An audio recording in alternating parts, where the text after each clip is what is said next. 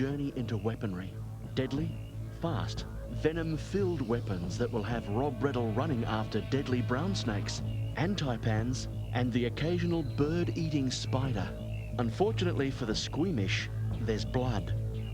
Blood and more blood.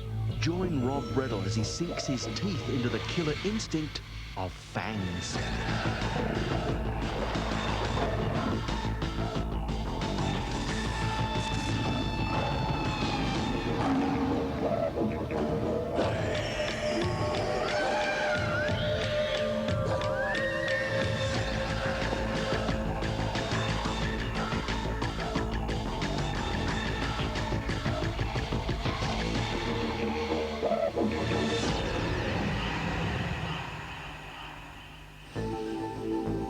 Rob Reddle has once again teamed up with Lynn Sutherland, dive master and wildlife photographer, on another journey of discovery. They're putting the miles behind them in search of the many different fang adaptations that make the many species of snakes so different.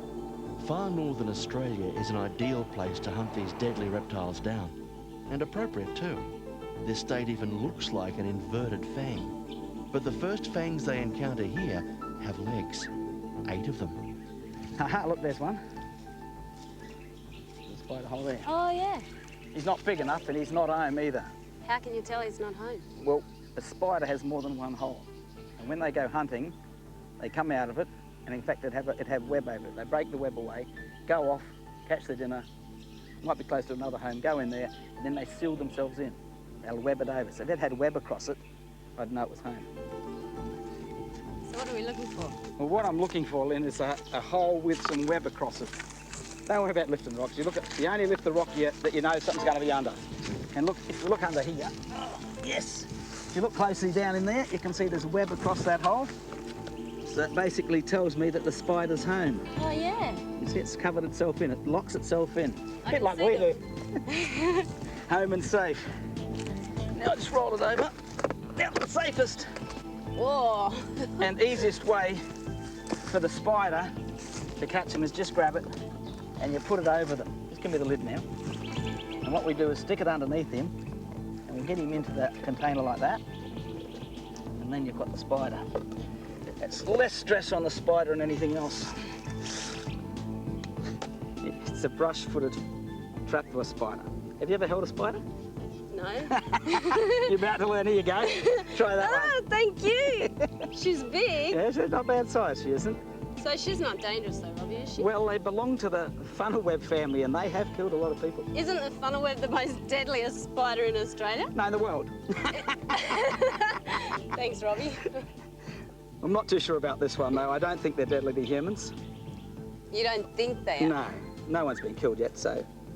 Has anyone been bitten? Oh, I think there have been a few people bitten. But I tell you what, if you want to see fangs, these have got fangs. This brush-footed trapdoor spider is also closely related to tarantulas. They're the fangs of this spider, and my God, they're as long as the fangs on a taipan.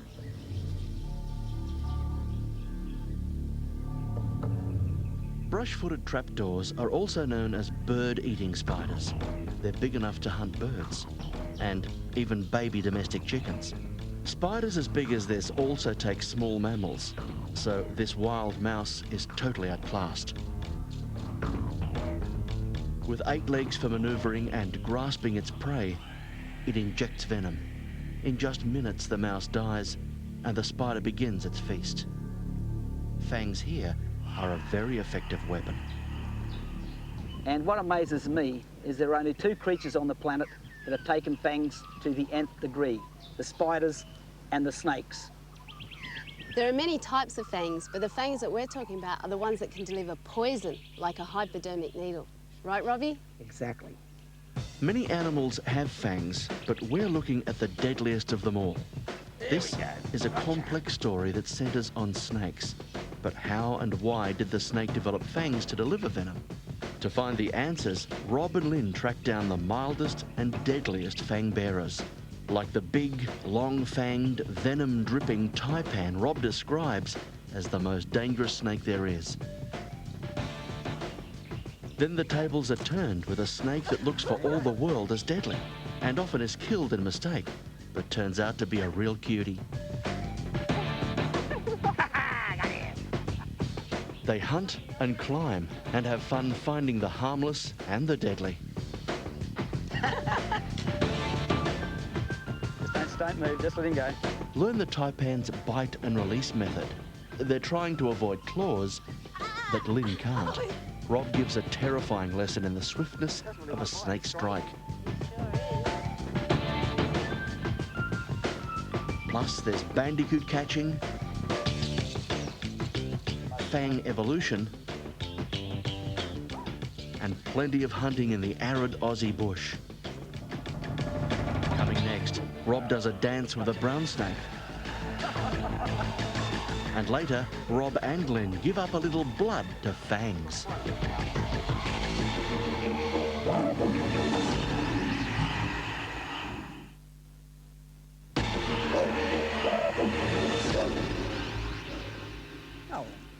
For Rob and Lynn, the snake hunt is on. Rubbish like this and logs and things laying down gives them hidey holes. But that would be an awfully big spider, that one. Look at that. Yeah, it's a brown snake. He's out hunting. He doesn't even know we're here. Is that his tongue's going right Yeah, there? he's looking for food. That's how they find food with their tongue. They're blind, can't hear. So he doesn't even know we're here. One of the things about Australian snakes is that most of the ones you're going to see are going to have fangs. So he's got fangs? He's got fangs. Walk very slowly.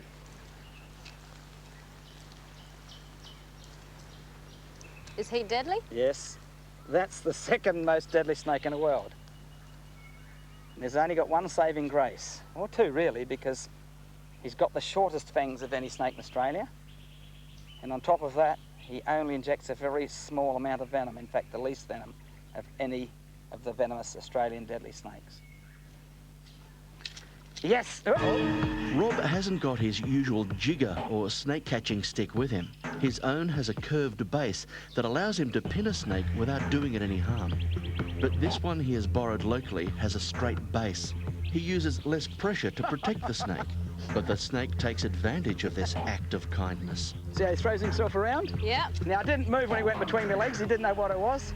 So he thought you were a tree. Yeah, he thought I'm a tree. Another thing, as I said before, a lot of people think snakes can go fast. We're walking and catching him, and he's actually taking off. There you go. Don't want to hurt him. Okay, now he's a little bit peed off. Even though Rob's in great danger, his experience and cool head still keeps both hunter and hunted safe. Slowly, slowly bring that thing up there. Backwards, backwards. Come on, backwards you come on. A warm day equals an active snake. There we go. Gotcha. There you are, Lynn. Just the second snake. most deadly snake in the world. That was a bit of luck. It's a nice looking snake, though. Wrapped around me here. Yeah, it's a nice snake. Very nice snake. Just So shed he's its out skin. hunting during the day. Well, one of the things you'll find out is that most of the snakes that you might see in Australia are going to be poisonous snakes with fangs because they actually do hunt in the day. So you mean 50% of the time that we actually see a snake in Australia, it's going to be poisonous? It's probably going to be more than that because it's the poisonous ones that hunt in the daytime. I'll just show you the fangs on this one.